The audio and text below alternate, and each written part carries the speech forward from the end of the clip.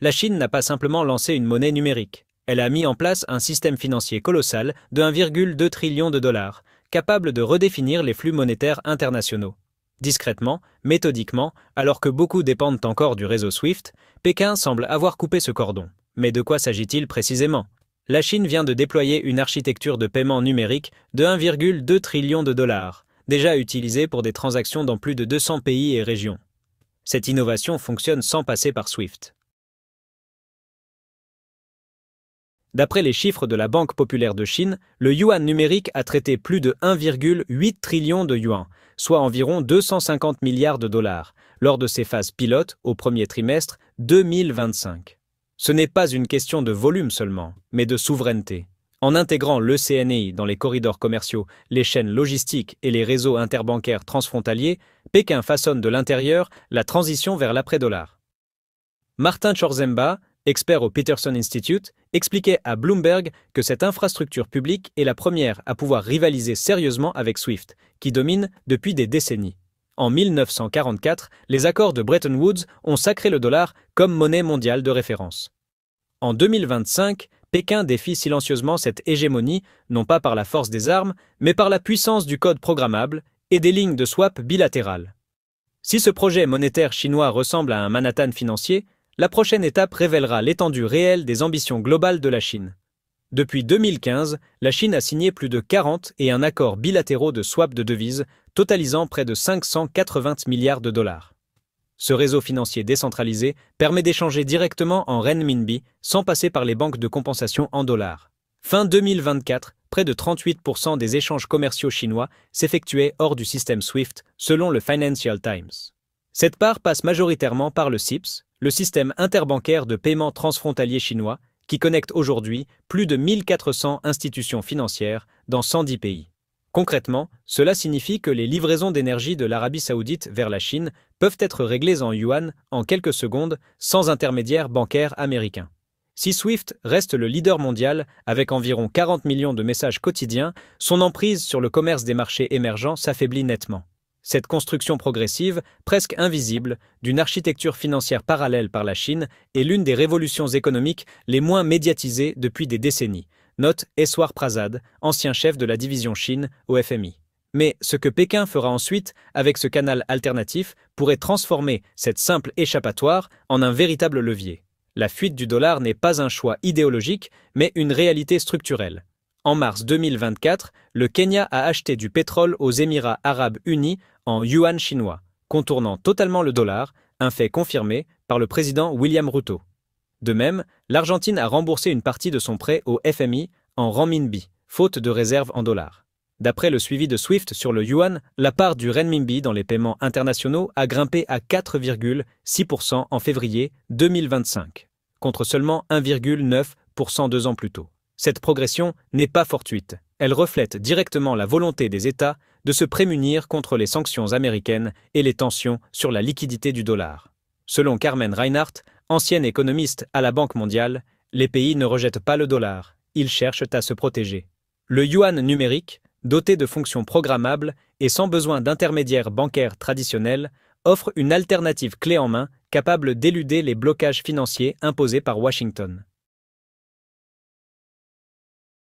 Toutefois, la question reste ouverte. S'agit-il d'une réelle décentralisation ou simplement d'une recentralisation sous contrôle chinois? La réponse dépendra du nombre de pays qui adhéreront à ce système. Lors d'un test transfrontalier fin 2023 entre Hong Kong et les Émirats arabes unis, le yuan numérique a permis de régler des factures commerciales en quelques secondes, réduisant les coûts jusqu'à 98% selon un rapport de la Banque des règlements internationaux.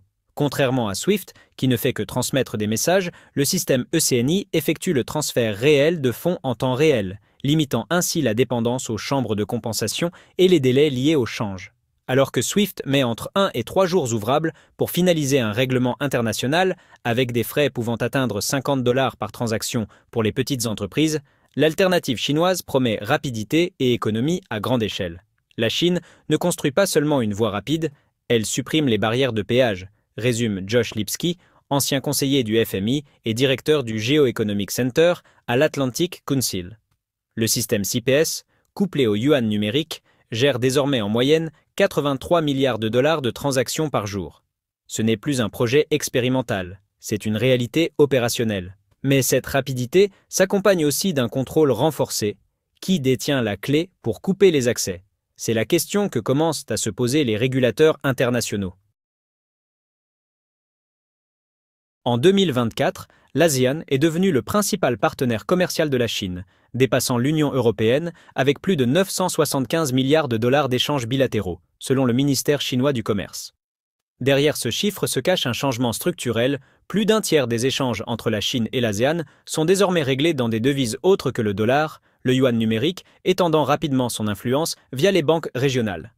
En Indonésie, des petites entreprises utilisent déjà des portefeuilles numériques ECNI via QR code pour éviter les délais liés à la conversion en dollars. En Malaisie, la banque centrale s'est directement connectée au système chinois de paiement rapide, une première dans la région. La Chine n'exporte plus seulement des marchandises, elle impose ses normes financières, souligne Alicia Garcia Herrero, économiste en chef pour l'Asie-Pacifique chez Natixis. Et ces normes s'accompagnent inévitablement d'une dépendance. Lorsque les infrastructures, les taux et les systèmes de règlement sont tous orchestrés par des plateformes chinoises, l'autonomie régionale commence à se réduire, même si la souveraineté formelle demeure. Que se passera-t-il quand les plus grandes économies de l'ASEAN deviendront connectées numériquement au yuan? C'est à ce moment que l'influence de la Chine dépassera la simple transaction pour devenir structurelle. La stratégie américaine de sanctions, jadis perçue comme un instrument de domination financière, favorise désormais l'émergence de systèmes alternatifs.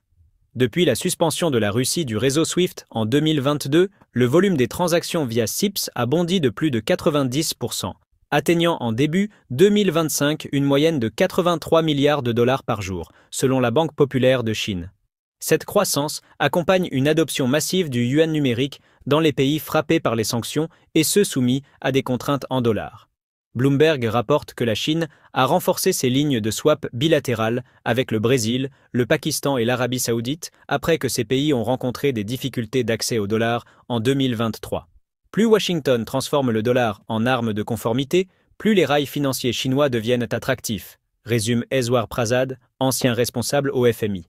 Même certains alliés comme l'Indonésie et les Émirats arabes unis expérimentent déjà les règlements en yuan numérique dans les secteurs du pétrole et de l'agriculture. Mais ce constat soulève une contradiction majeure. Les instruments américains, conçus pour isoler, encouragent paradoxalement les systèmes destinés à contourner leur contrôle. Si l'isolement stimule l'innovation, alors la prochaine avancée majeure ne viendra peut-être pas de la Silicon Valley, mais bien de Shanghai. Le projet Nouvelle route de la soie a investi plus de 1 100 milliards de dollars dans des infrastructures réparties dans 148 pays. Mais ce qui unit réellement ce vaste réseau ne se limite pas aux voies ferrées ou aux ports, c'est la maîtrise des règlements monétaires. Le yuan numérique s'impose rapidement comme la colle qui maintient ce système. Au port de Gwadar au Pakistan, de Mombasa au Kenya et le long du corridor ferroviaire à grande vitesse du Laos, les prestataires sont désormais rémunérés en ECNI. Les fonds transitent via des portefeuilles numériques garantis par la Banque populaire de Chine. Bloomberg confirme qu'au moins 13 pays liés à l'initiative BRI testent actuellement les règlements numériques en renminbi.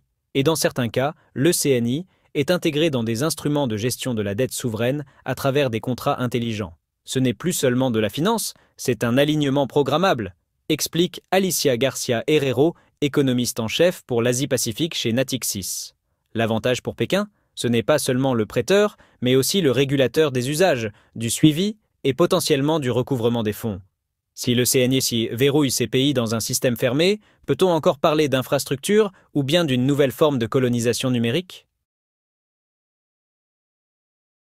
Le groupe des BRICS, élargi à l'Arabie saoudite, l'Égypte et les Émirats, est en train de devenir un véritable laboratoire monétaire. Lors du sommet de Johannesburg en 2024, les membres ont validé la création d'un système de paiement interconnecté reposant sur leur monnaie numérique nationale, avec le yuan numérique en tête d'applications concrètes. Selon le suivi 2025 des CBDC publié par l'Atlantic Council, 4 banques centrales des BRICS mènent déjà des projets pilotes transfrontaliers utilisant des devises non dollarisées. Par ailleurs, les données de SWIFT montrent que l'usage du renminbi dépasse désormais celui de l'euro dans certains échanges sud-sud.